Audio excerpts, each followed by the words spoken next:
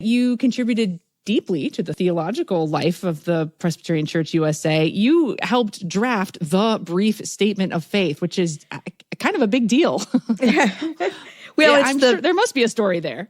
Yeah, it's the latest, of course, of our statements written by the American Presbyterians.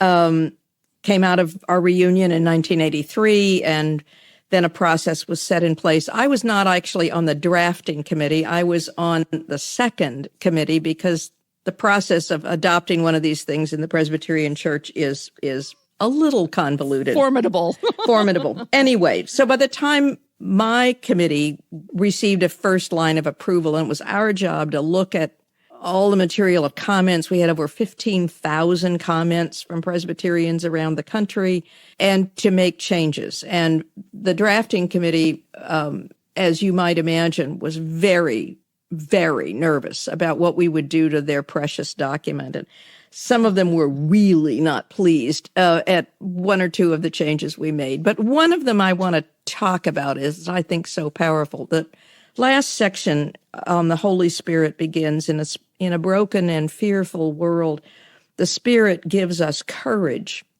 And then it lists these things that the Spirit gives us courage to do. And one of the things we added was the phrase, to hear the voices of peoples long silenced.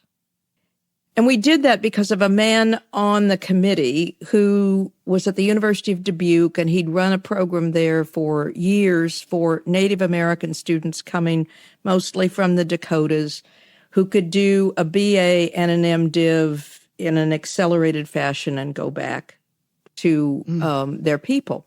He himself was an Indigenous person, and very quiet man, told us the story of, he was originally from Alaska. His grandfather was the religious leader of this particular community and was the first convert.